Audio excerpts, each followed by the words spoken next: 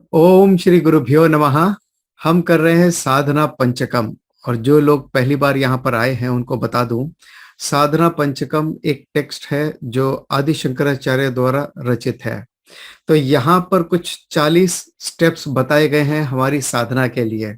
तो हर एक श्लोक में 8-8 साधना बताई गई है, तो 5 श्लोकों में 40 साधना है।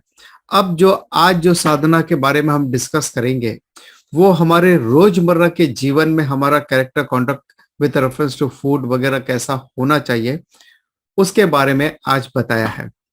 सो सेशन शुरू करने से पहले एक प्रेयर। ओम सहना भवतु सहनौ भुनक्तु सह वीर्यंकरवावहै तेजस्विनावधीतमस्तु मा विद्विषावहै। ओम शांति शांति शांति ही। ओम। सबसे पहले हम लोग ये चांट कर लेते हैं वर्स 4 श्लोका।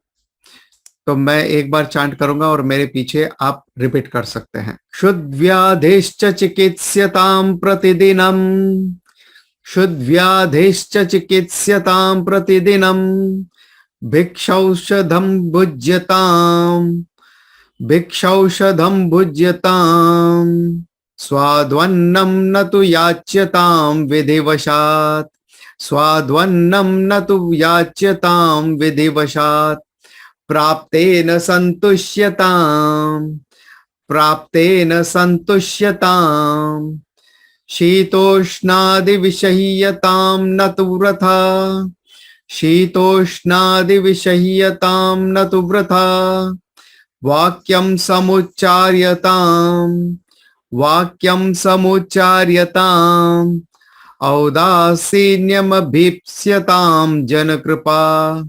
औदासीन्यमभीप्स्यतां जनकृपा, नैष्ठुर्यमुत्सृज्यताम्, नैष्ठुर्यमुत्सृज्यताम्। यहाँ पर आदि शंकराचार्य जनरल उपदेश देते हैं, जनरल साधना के बारे में बताते हैं जो हमारे लिए बहुत ही कंड्यूसिव है निधि ध्यासनम में जाने के लिए। यदि निधि ध्यासनम के बारे में जानना है, यानी वेदांतिक मेडिटेशन क्या होता है, कॉन्टेम्पलेशन क्या होता है, तो आप हमारे पिछले सेशन को देख सकते हैं। तो आज का जो सेशन है उसमें with reference to food eating habits के बारे में बताया गया है कि हमारा खान पान कैसा होना चाहिए ब्रीफली, और किस भाव से हमें वो अर्जित करना चाहिए, ये यहाँ पर बताया गया है। इनफैक्ट आप चाहे तो भगवत गीता चैप्टर 17 को भी आप इसमें रेफर कर सकते हैं, जहां पर सात्विक, राजसिक और तामसिक आहार के बारे में बताया गया है।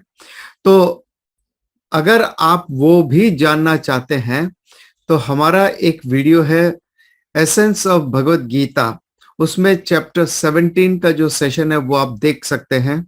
एसेंस ऑफ भगवत गीता में हमने भगवत गीता के हर एक अध्याय को एक सेशन में कवर करने की कोशिश की है। तो 17 चैप्टर के जो समरी है वो आप वहां पे देख सकते हैं। So let's move on to the first साधना। तो हमारी पहली साधना यहाँ पे इस श्लोक में पहली साधना, और वैसे साधना नंबर 25, क्षुत व्याधिश्च चिकित्स्यताम्, व्याधिश्च चिकित्स्यताम्। व्याधि यानी बीमारी, और जो बीमारी है वो उसका ट्रीटमेंट होना चाहिए। अब यहाँ पे बीमारी क्या है? And that is hunger. So hunger यानी भूख को यहाँ पर बीमारी के रूप में बताया गया है, दैट भूख हमारी बीमारी है और उसका इलाज होना चाहिए। तो बड़ा सिंपल है, भूख का अगर इलाज होना है तो हंगर का इलाज होना है तो खाने से ही होगा, ऑब्वियस है। सबसे पहला सवाल यहाँ पर ये उठता है कि भूख को बीमारी क्यों बताई गई यहाँ पर? बीमारी यानी डिजीज। कोई भी अगर हमें बीमारी होती है तो we are not at ease, we are having disease, so we are not at ease. उसी तरह से जब बहुत भूख लगने लगती है, so we are not at ease, that is why it is called disease. In fact कुछ लोगों को तो बड़ा चिड़चिड़ापना हो जाता है, बड़ा गुस्सा आना शुरू हो जाता है उस समय जब उनको बहुत भूख लगी होती है और उनको खाना नहीं पहुंचता है, तो उनको सर दर्द होना वगैरह इस तरह के सारे सिम्टम्स उनके नजर आते हैं और चिड़चिड़ापन, गुस्सा वगैरह ये सब आ जाता है। सो भूख को यहां पर बीमारी बताई गई है। अगर भूख बीमारी है तो अन्नम जो है, जो हम खाना खाते हैं, वो उसकी दवा है। सो अन्नम को और मेडिसिन को अगर हमें कंपेयर करना है तो उसमें क्या क्या चीजें हैं जो कंपैरिजन के लायक है। जैसे दवा आप कब लेते हो? जब बीमार पड़ेंगे तभी आप दवा लोगे। When there is a disease, only then you will take medicines. उसी तरह से खाना आप कब खाओगे? जब आपको भूख लगेगी तभी खाना खाना है। ये ह्यूमन बीइंग के लिए ये चीज लागू नहीं होती है। जब उनका मन करे, भूख हो ना हो, भाई खाने का टाइम हो गया है अब तो खाना पड़ेगा, तो भी वो खा सकते हैं, वो खा लेते हैं। सो ह्यूमन बीइंग के लिए ये कोई रूल नहीं है, लेकिन शास्त्र कहते हैं कि ये रूल होना चाहिए। खाना आप तभी खाएं जब आपको भूख लगती है प्रॉपरली। दूसरी बात, जो आप दवाई लेते हो तो क्या सारी दवाई एक साथ में ले लेते हो, या उसके प्रॉपर डोजेस होते हैं कि एक गोली सुबह है तो एक गोली शाम को, या दोपहर में, या खाने के पहले और खाने के बाद में। सो प्रॉपर सिस्टमैटिकली जैसे उसकी टाइमिंग होती है दवा की, उसी तरह से खाने की भी टाइमिंग होती है। जैसे सुबह सुबह, हालांकि वेस्टर्न फिलोसोफर्स कहते हैं या वेस्टर्न जो न्यूट्रिशनिस्ट है वो कहते हैं कि ब्रेकफास्ट जो है बड़ा हैवी होना चाहिए, लेकिन इंडियन कल्चर या नेचुरोपैथी इस तरह की बातें नहीं करते कि ब्रेकफास्ट आपका हैवी होना चाहिए, क्योंकि लॉन्ग फास्टिंग के बाद में जब आप बहुत बड़ा ब्रेकफास्ट और लोगे, हैवी ब्रेकफास्ट लोगे, तो आपको डाइजेशन में या फिर वो हैवी रहेगा आपके पूरे दिन भर के लिए। So yes, lunch should be heavy, that's different thing, and dinner should be light. So ये कब लेना चाहिए वगैरह, I am not going into that detail now. So right doses at the right time पे अन्नम लेना चाहिए, जिस तरह से हम दवा को भी राइट डोजेस और राइट टाइम पे लेते हैं। अब दवा का मेन पर्पस क्या है? हमारी हेल्थ के लिए, ना कि हमारे टेस्ट के लिए है। सिमिलरली अन्नम जो है, भोजन जो है, वो हमारे नरिशमेंट के लिए है, ना कि स्वाद को प्रायोरिटी रखते हुए। स्वाद इसमें सेकेंडरी है। ऐसा नहीं है कि आप बिना ब्लैंड फूड, एकदम यानी बिना टेस्टलेस या एकदम कच्चा करेला खा लो, ऐसा हम बात नहीं कर रहे, लेकिन हम यहां बात कर रहे हैं कि स्वाद जो है वो सेकेंडरी है, नरिशमेंट प्राइमरी है। आज के युग में जो हो गया, या खास तौर पे फास्ट फूड कल्चर में जो हो गया, स्वाद को प्राइमरी इंपॉर्टेंस दिया गया है, और नरिशमेंट हो ना हो क्या फर्क पड़ता है, क्योंकि ज्यादातर चीजें जो पिज्जा, बर्गर या सैंडविचेस या वड़ा पाव जो है, Indian burger, that comes with the pav और मैदा, जो बिल्कुल भी नरिशमेंट नहीं देता है अपनी बॉडी को और बहुत ही हानिकारक है। सो खाने का मेन पर्पस स्वाद के लिए नहीं है, स्वाद इज सेकेंडरी, प्राइमरी पर्पस है नरिशमेंट होना।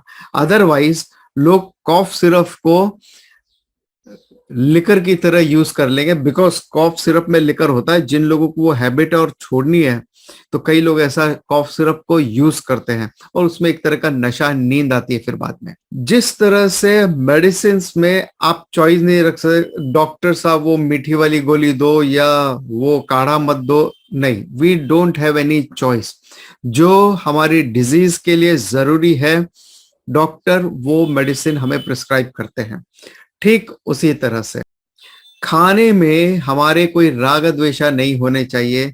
जो हमारे प्रारब्ध में हमें मिलता है, अपने प्रारब्ध कर्मों से जो हमें प्राप्त होता है, उसको हम ग्रहण करते हैं।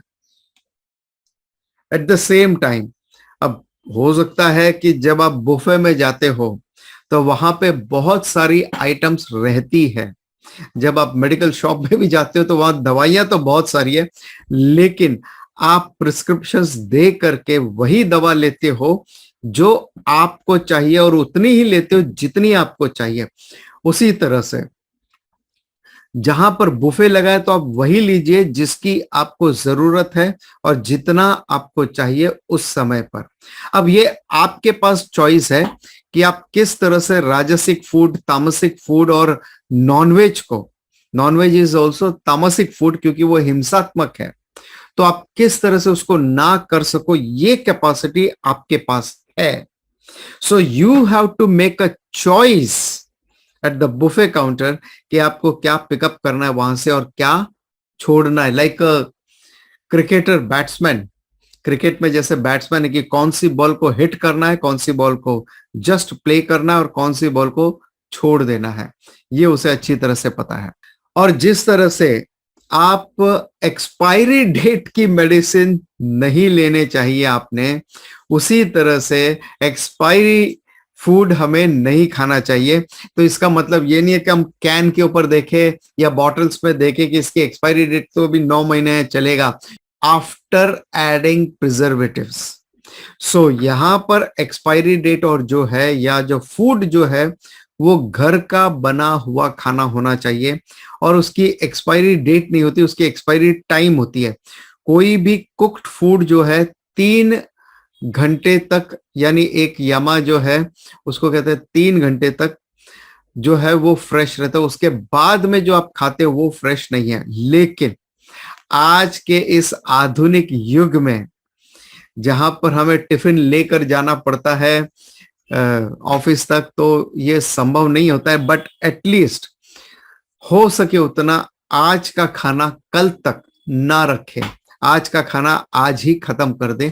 जहां तक संभव हो वहां तक आप यही करें और जहां तक संभव हो जितना ज्यादा ताजा खाना खा सके उतना आपके सेहत के लिए अच्छा है। ये कुछ कंपैरिजन थे with reference to medicine and food.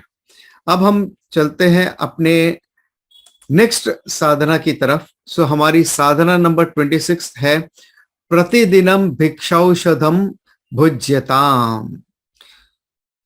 सो यहां पर बात होती है कि अन्नम कब, कहां, कैसे, कितने डोजेस में हमें लेना है।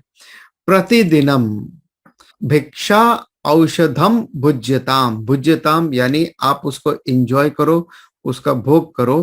किसको भोग करना है? भिक्षा रूपी औषधम को भोग करना है, उसको आप एंजॉय करना है। भिक्षा को यहां पर औषधम बताया है।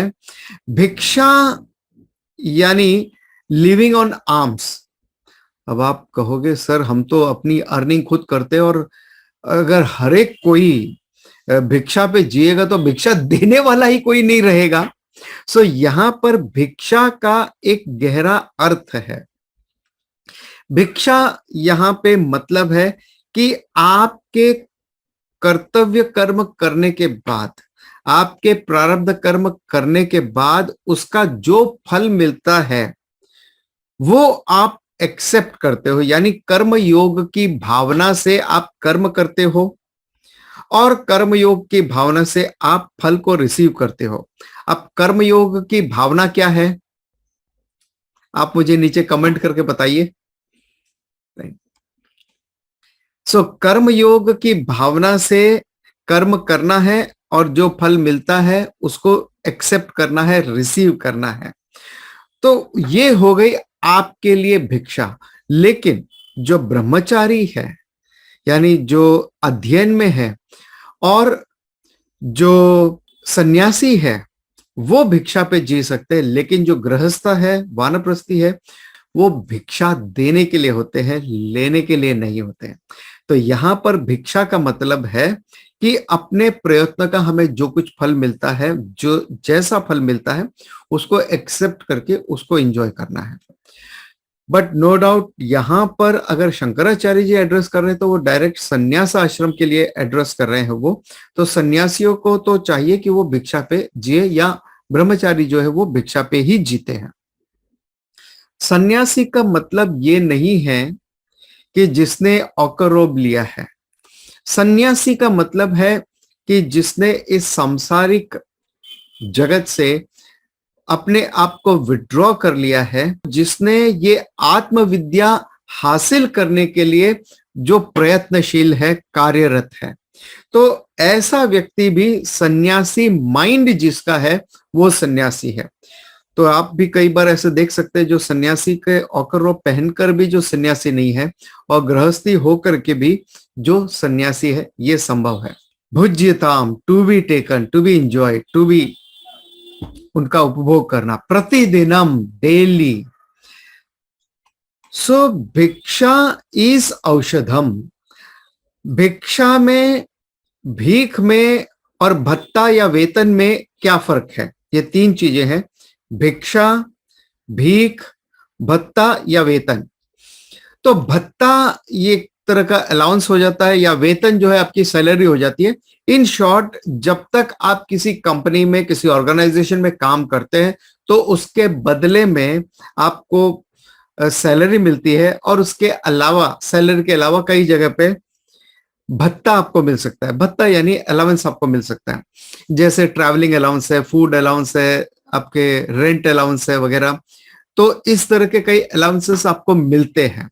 भत्ता में आप कहते हो कि मैं ये काम करता हूं क्योंकि मुझे ये पैसा मिल रहा है। So there is a give and take relationship.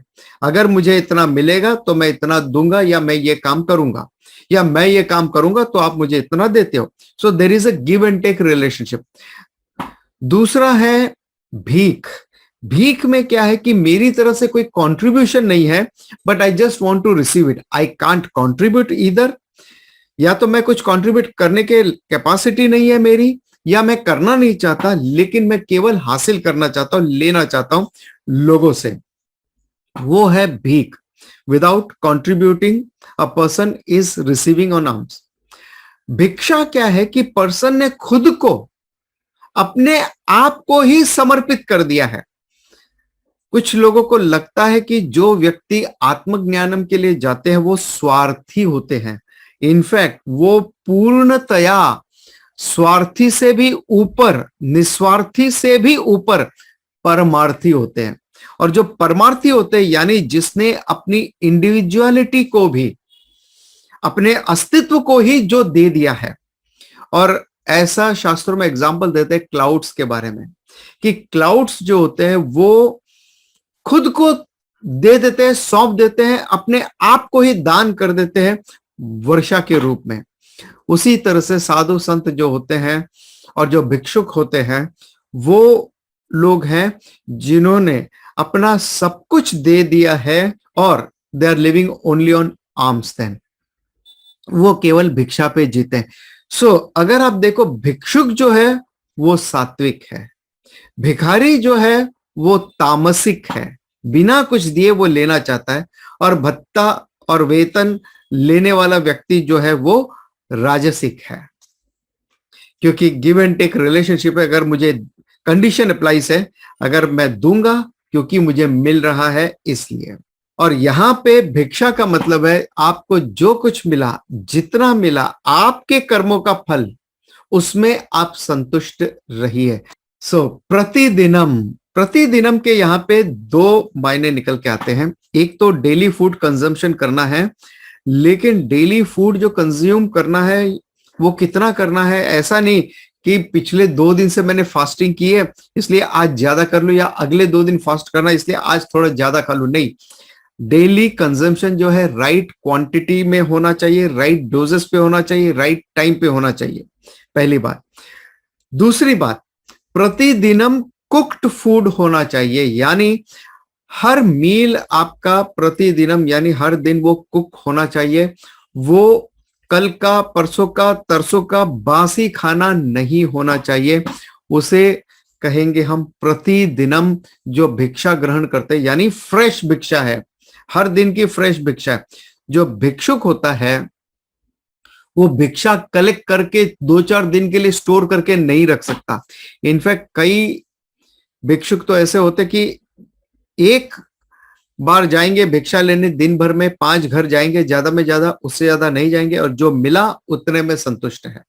और कुछ तरह के भिक्षुक होते हैं जो कहेंगे, जो कहते हैं ना अजगरी प्रवृत्ति वाले, यानी हम अपनी जगह पे बैठे हैं, जो आके हमें भिक्षा दे दे उसी में हम संतुष्ट हैं। हम जाके भटकने वालों में से नहीं है कि हमें दे दो करके ऐसे। सो इन शॉर्ट प्रतिदिनम यानी वो स्टोर करके नहीं रखते। भिक्षुक जो होते हैं वो स्टोर करके नहीं रखते। उसी तरह से अन्नम जो है उसको स्टोर करके नहीं रखना है, because of the expiry date, right, क्योंकि 3 घंटे के बाद उसकी एक्सपायरी हो जाती है। So no over eating, no over drinking also. कई लोग कहते हैं पानी पियो, खूब सारा पानी पियो, लेकिन खाने के लिए, अन्नम के लिए, भोजन ग्रहण करने के लिए उसका सही समय का होना जरूरी है, सही क्वांटिटी का होना भी जरूरी है। सही भावना के साथ में प्रिपेयर किया हुआ खाना ही आपको फलित होता है, वो आपको निरोगी रखता है, क्योंकि वो भावनाएं भी हैं जो सटल फॉर्म में उसके अंदर है वहां पर। फिर चाहे अन्नम है या ड्रिंकिंग के लिए पानी भी है, तो वो आपकी बॉडी की कैपेसिटी के हिसाब से, जरूरत के हिसाब से आपको पीना है, ना तो कम ना ज्यादा, और फ्रेशली कुक्ड होना चाहिए। No package food, no bottle food, ऐसा कोई नहीं होना चाहिए। दूसरी बात, अगर आपके बॉडी को कभी कभी जरूरत पड़ती है फास्टिंग की, एकादशी या जो होती है वैसे आप फास्टिंग कर सकते हैं। एकादशी को लेकर एक छोटा सा किस्सा याद आता है। एक बार एक मेड सर्वेंट था जो एक घर में काम करता था, हिंदू धर्म, हिंदू वाले थे, और वहां पे वो एकादशी को फॉलो करते थे। तो जब एकादशी होती है तो उसके तो बड़े लाट है भाई, क्योंकि उसको तरह तरह के व्यंजन खाने को मिलते हैं उस दिन, क्योंकि घर में खाना जो बनता है वो एकादशी का ही खाना बनता है। तो फिर वो शीरा बनता है, आलू के चिप्स है या फिंगर चिप्स वगैरह, इस तरह के जो चीजें हैं वो उसको खाने को मिलते हैं। तो कहता है बड़ा खुशी खुशी, हाँ भाई मैं तो अ, खुश हूं एकादशी का खाना खा के, आओ कोई प्रॉब्लम नहीं है। कुछ दिन के लिए वो लोग 1-2 महीने के लिए अब्रॉड जा रहे थे, और उनके जो नेबर थे वो जैन थे। उन्होंने कहा भाई हमारा भी सर्वेंट नहीं है यहाँ पे, तो आपके जो ये है मेड है वो आप हमें दे दीजिए 2 महीने के लिए। तो बोले ठीक है कोई बात नहीं। अब यहाँ पर जो जैन फैमिली है वो फॉलो करते हैं चौदसिया, उसमें भी वो फास्टिंग होते हैं। तो जब चौदसिया आने वाला था उसके एक दिन पहले घर वालों ने पूछा उसको कि भाई देखो कल हमारा चौदसिया है, जैसे एकादशी और का उपवास होता है वैसे हमारा चौदसिया का उपवास होता है। सो हाँ कोई बात नहीं, मैं चौदसिया का उपवास करूंगा। ठीक है, देखो थोड़ा डिफिकल्ट होगा ये, वो एकादशी जैसा, ठीक है कर लेंगे हम। ठीक है, तो चौदसिया का उपवास यानी वो तो केवल पानी पे है, और उसमें कुछ अन्नम ग्रहण ही नहीं कर रहे वहां पर वो, इस तरह की दुविधा थी। तो वो सोच रहे अब कुछ बनेगा, अब कुछ बनेगा। तो देखा पानी उबल रहा, वाह कुछ तो राहत आएगी। तो पानी उबल के आ रहा है, तो बार्ली का पानी मिल रहा है या केवल पानी मिल रहा है, उबला हुआ पानी मिल रहा है, ऐसा कुछ मिल रहा है। तो वो परेशान, पूरा दिन चला गया, पूरी रात भर वो सो न सका। दूसरे दिन किसी की अर्थी जा रही थी, तो उसने कहा ये जरूर चौदसिया होगा, एकादशी वाला कभी नहीं जा सकता इस तरह से, ये जरूर चौदसिया होगा, क्योंकि उसकी हालत इतनी खराब थी। तो भाई एकादशी और चौदसिया में फर्क है। और एक बात, एकादशी का जो खाना होता है, चाहे वो पोटैटो चिप्स है या फिर फिंगर चिप्स है या फिर शीरा है और साबूदाना की खिचड़ी है वगैरह वगैरह वगैरह, these are not healthy food, these are not healthy food. Ekadashi यानी आप फलाहार करो ठीक है, रसाहार करो ठीक है, और ऐसा खाना खाइए जो आपके तन को फलित होता है, जिसमें न्यूट्रिशन वैल्यूज होती है, ना कि जो स्टार्ची प्रोडक्ट है जिसकी आपको जरूरत नहीं है वैसा खाना न खाएं। सो बी केयरफुल। आज जो एकादशी के मायने बदल गए हैं विथ रेफरेंस टू फूड, उसे हमें करेक्ट करना है। So fasting is no doubt is very good for health, so वो हमें करना भी चाहिए। It could be one meal once a week or one day once a week or once in 15 days or so। तो एक तरह का तपस है, एक तरह की साधना है, और वैसा हमें करना चाहिए। So with reference to food जो है, जो आपको मिलता है उसको आप एक्सेप्ट करना है, इररिस्पेक्टिव ऑफ योर राग द्वेषा। अपने राग द्वेषा को छोड़कर आपको अपना अन्नम ग्रहण करना है। और जो चीज बताई गई है हमें अगली साधना में, सो साधना नंबर 27 है स्वादवन्नम नतु याच्यताम। So may you not crave for or ask for tasty food. यानी जैसे हमने शुरुआत में बताया था कि स्वाद है, ठीक है, हम ये नहीं कहते आप बेस्वादा खाना खाना है, ऐसा हम बिल्कुल नहीं कहते हैं। नहीं तो कल को आप मुझे इनवाइट करोगे खाने पर और आप कहोगे सर आपने कहा था बेस्वादा, इसलिए हमने बिल्कुल बेस्वादा खाना बना दिया, कड़वा कड़वा बना दिया। ऐसा नहीं, स्वाद सेकेंडरी है, न्यूट्रिशन वैल्यू जो है वो प्राइमरी है, जो आपके शरीर के लिए पोषण के लिए जरूरी है। अन्न क्यों ग्रहण करते हैं? इस अन्नमय कोशा के लिए। ये अन्नमय कोशा बनता है अन्नम से, तो जैसा अन्नम आप डालोगे वैसा ये अन्नमय कोशा आपका बनेगा। अगर आपकी बॉडी, आपका पेट कब्रिस्तान नहीं है तो प्लीज इसे कब्रिस्तान न बनाएं।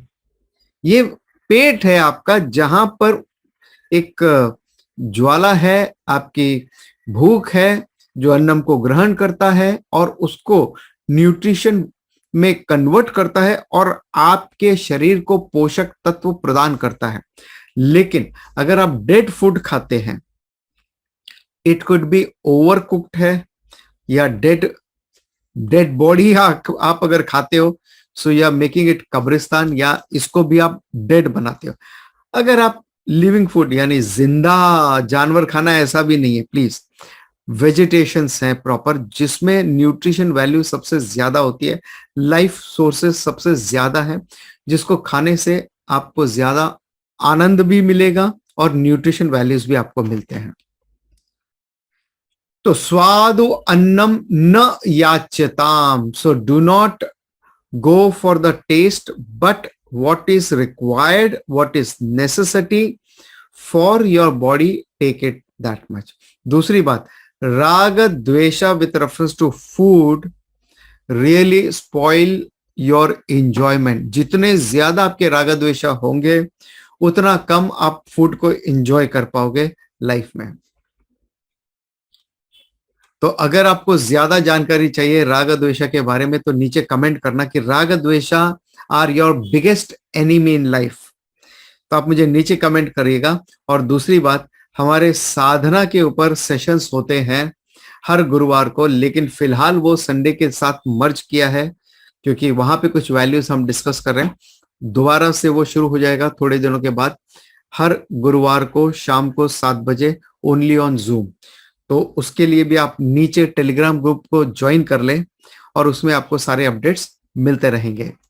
सो let's move to the next साधना है साधना नंबर 28, विधिवशात प्राप्तेन संतुष्यताम। विधिवशात यानी may you be content with what is obtain as a result of प्रारब्धा। आपको अपने प्रारब्ध कर्म करके विधिवशात, विधिवत यानी लीगली लेजिटिमेट एक्शन परफॉर्म करके जो आपकी लेजिटिमेट इनकम है, ग्राहक को, कस्टमर को काट के, या कहते ना आदमी देखकर पुड़िया बांधना, वैसा काम नहीं करना है। जो आजकल कॉर्पोरेट कल्चर बन चुका है, profit is the bottom line, उसके लिए जो करना है करो, सब अलाउड है। सो वैसा काम नहीं करना। यहां विधिवशात, विधिवत आपको अपने आश्रम के अनुसार कर्म करते हुए जो कुछ आपको मिलता है उसमें आपको संतुष्ट रहना है। सो विधिवशात यानी आपको अपने कर्मों का, अपने जो ऑब्लिगेटरी ड्यूटीज है, फिर चाहे वो ब्रह्मचर्य आश्रम में आपके जो ऑब्लिगेशंस है, गृहस्थ आश्रम है, वानप्रस्थ आश्रम है या संन्यास आश्रम है, अपना ऑब्लिगेशन करके जो कुछ आपको उसका फल मिलता है उसको एक्सेप्ट करके you have to be contented with that. हाँ, आप प्रयत्न ज्यादा कर सकते हैं, अपने प्रयत्न का, अगर आप गृहस्थ और हैं तो आप अपने प्रयत्न कीजिए, आपको फलित होगा वो। सो इन शॉर्ट, फूड के लिए अपने आप को ज्यादा स्ट्रगल नहीं करना है, अपना थॉट्स जो है बॉडी कॉन्शियस नहीं होना है, शरीर के प्रति हमारा कॉन्शियसनेस नहीं होना चाहिए। हमेशा हमारा फोकस अगर शरीर के ऊपर, खाने के ऊपर रहेगा तो हम कभी मोक्ष हासिल कर ही नहीं पाएंगे। सो इन शॉर्ट, सबसे पहले जो हमारा फोकस फिजिकल बॉडी की तरफ है उसको धीरे धीरे शिफ्ट करना है थोड़ा सटलर एरिया में, बॉडी से इमोशंस की तरफ, इमोशंस से नॉलेज की तरफ, और नॉलेज से मोक्षा की तरफ, वैल्यूज या धर्मा, और धर्मा से मोक्षा की तरफ। सो धर्म, अर्थ, काम, मोक्षा, ये 4 तरह के गोल हैं। इन चारों गोल में से जो अर्थ और कामा है, they are the secondary goal. Primary goal should be either minimum, कम से कम धर्मा होना चाहिए, और मैक्सिमम इज मोक्षा। धर्मा को फॉलो करने के लिए अर्था और कामा, अर्था यानी वेल्थ आप अर्जित कीजिए, कामा यानी इंजॉयमेंट है, वो सेकेंडरी है। So food, enjoyment etcetera are the secondary thing, और अर्था यानी आपके इंजॉयमेंट का जो साधन है वो भी सेकेंडरी है, लेकिन धर्मा यानी वैल्यूज को फॉलो करना ये प्राइमरी है, और मोक्षा वो सबसे हाईएस्ट गोल है। सो धर्मा से भी ऊंचा गोल है मोक्षा। तो ये कुछ 4 पॉइंट थे with reference to food intake के बारे में। लेकिन अब हम जाते हैं इसकी गहराई में। ये 4 बातें तो हमने देखी है कि फूड कैसा होना चाहिए, कैसे ग्रहण करना चाहिए, किस भावना से ग्रहण करना चाहिए, लेकिन इसकी अगर गहरी बात को अगर हम समझें, so food is not restricted to food only. यहां पर फिलोसॉफिकली फूड, आहार जो हम ग्रहण करते हैं वो केवल आहार तक सीमित नहीं है। Food could be for your 5 senses, जैसे आंखों के लिए दृश्यम जो हम देखते हैं, कानों के लिए ध्वनि साउंड जो हम सुनते हैं, नाक के लिए जो हम सूंघते हैं स्मेल फ्रेग्रेंस, जिह्वा के लिए टेस्ट है स्वाद है, और स्किन के लिए टच है। गर्मी अगर बहुत ज्यादा है स्किन को पसंद नहीं है, ठंडी बहुत ज्यादा है स्किन को पसंद नहीं है। सो गर्मी में हमें एसी चाहिए और विंटर में हमें हीटर चाहिए। सो ये ठीक है, देखिए एक बॉडी का अपना एक नेचर होता है। ये बात और है कि जो ऋषि मुनि बेयर बॉडी घूमते हैं हिमालय पे, उतनी ठंड में भी उन्हें कोई फर्क नहीं पड़ता। तो ये हमारी कैपेसिटी के ऊपर है कि हम कैसे उसको डेवलप कर सकते हैं। सो उसी तरह से जिस तरह से ये अन्नम पेट के लिए होता है, वैसे ही अन्नम होता है हमारी 5 इंद्रियों के लिए। तो जब हम बात करते हैं, मैं यहां पे फिर से शुरू करता हूं 25th साधना के साथ से, क्षुत व्याधिश्च चिकित्स्यताम, कि जो हम ग्रहण करते हैं वो हमारे लिए चिकित्सा है, और इट शुड बी ट्रीटेड। जो हंगर है उसको हमें ट्रीट करना है। और ये हंगर क्या है? आंखों के लिए दृश्यम देखना है। तो ये हमारी हंगर है कि हमारी डिजायर है कि हम क्या देखना चाहते हैं। मूवी देखना चाहते हैं तो कैसी मूवी देखें, टीवी देखना चाहते हो तो कैसे टीवी देखें, व्हाट्सएप है, फेसबुक है, सोशल मीडिया से जुड़ना चाहते हो तो कैसे कैसे मीडिया के साथ में, कैसे चैट के साथ में हमें जुड़ना है, ये आंखों के लिए। उसी तरह कानों के लिए ध्वनि, म्यूजिक, साउंड वगैरह या बातें, तो कैसी बातें हम सुनना चाहते हैं। गॉसिप करने में बड़ा इंटरेस्ट आता होगा, लेकिन क्या ये आपके लिए सही है? बिल्कुल नहीं। आंखों के लिए वैसे दृश्य जो आपके माइंड को विचलित कर दे या आपके मन में बुरी भावनाओं को डेवलप करता हो, ऐसी बातों का आहार के रूप में, फिर वो चाहे 5 इंद्रियों के लिए क्यों ना हो, ऐसी बातों को ग्रहण करने से रोकना है हमें अपने आप को। सबसे पहले है कि ये पांचों इंद्रियों से, फिर वो चाहे आंख, नाक, कान, जिह्वा और स्किन से जो हम रिसीव करते हैं, you have to be very careful क्या हम रिसीव करते हैं, क्योंकि जो हम रिसीव करते हैं वो औषधि के रूप में होनी चाहिए। तो जब आप आंखों से ईश्वर का दर्शन करते हैं या प्रकृति के साथ में, जैसे कुछ लोग होते हैं ट्रैकिंग के लिए जाते हैं, पहाड़ चढ़ते हैं वगैरह, या केवल जंगल में ट्रेल के लिए जाते हैं, या एक्सरसाइज करते हैं वगैरह, तो ये आंखों के लिए इट्स अ गुड थिंग। ये सात्विक भाव डेवलप करता है आपके अंदर। ये आपकी मानसिक हेल्थ के लिए लाभदायक है।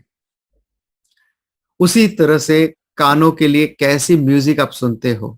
अगर आप बहुत ज्यादा लाउड म्यूजिक सुनते हो विच में डिस्टर्ब योर माइंड, या सूदिंग म्यूजिक आप सुनते हो, या भजन आप सुनते हो वगैरह, या प्रवचन सुनते हो, या आप क्लास इस तरह के अटेंड करते हो, सेशन अटेंड करते हो, या गॉसिप सुनते हो, ये चॉइस आपके पास है। जो कुछ हम अपना प्रयत्न करते हैं उसका जो फल हमें मिलता है वो हमें रिसीव करना है। फिर वो पांचों इंद्रियों से भी वही है कि हमें you get what you deserve, not what you desire. Remember that, you get what you deserve, not what you desire. इसलिए हम क्या डिजर्व करते हैं, हमारी काबिलियत क्या है, उस हिसाब से हमें मिलता है। हमारे पास्ट कर्मा क्या है, उस हिसाब से हमें मिलता है। विधिवशात प्राप्तेन संतुष्यताम। तो ये पांचों इंद्रियों से अगर आपको इंजॉयमेंट भी करना है, इट शुड बी लेजिटिमेट। तो फूड, अन्नम की जो बात हो रही है यहाँ पे, ये 4 पॉइंट जो हमने डिस्कस किए 25, 26, 27, 28 में, तो यहां पर जो अन्नम के बारे में बात हो रही, तो अन्नम is not restricted only with reference to food consumed in a literal sense, लेकिन अन्नम का डीपर मीनिंग है यहां पे आपकी पांचों इंद्रियों से जो आप ग्रहण करते हो, अपनी आंखों से, नाक से, कान से, त्वचा से, जिह्वा से आप जो ग्रहण करते हैं, वो सारी चीजें आपके लिए औषधि का काम करनी चाहिए। वो आपके माइंड को न्यूट्रिशंस प्रदान करने वाले होने चाहिए, वो माइंड को पोल्यूट करने वाले नहीं होने चाहिए। So with this we will conclude today's session. अगर आपके कुछ प्रश्न हैं तो आप नीचे कमेंट करके मुझे बता सकते हैं, और जो लोग पहली बार आए हैं वो हमारे चैनल को सब्सक्राइब कर सकते हैं। अगर आपको ये वीडियो पसंद आता है तो लाइक करें, शेयर करें। Not for me, not for you, but for the लोक हित, लोक संग्रह के लिए। कल सुबह सुजाता जी का भगवत गीता कर्मयोगा का सेशन होगा सुबह 8:30 बजे, इसी तरह से लाइव। और जो लोग हमारे दूसरे सेशंस को भी अटेंड करना चाहते हैं जो केवल जूम पे होते हैं, तो प्लीज आप नीचे दिए गए टेलीग्राम के लिंक को ज्वाइन कर लें, और वहां पे आपको सारी अपडेट्स मिलती रहेंगी। और हर महीने के पहले शनिवार को होता है हमारा Q&A सेशन। तो जो आप महीने के आखिरी संडे तक किसी भी वीडियो के नीचे कमेंट बॉक्स में आप अपने क्वेश्चंस भेज सकते हैं, या टेलीग्राम में भी आप मुझे अपने क्वेश्चंस भेज सकते हैं, and I will try to answer that in the first Saturday of the next month. Om Tat Sat. Let's conclude with the prayer. Om Purnamadav Purnamidam Purnat Purnamudachyate Purnasya Purnamadaya Purnameva Vashishyate. Om Shanti Shanti Shanti. Harihi Om.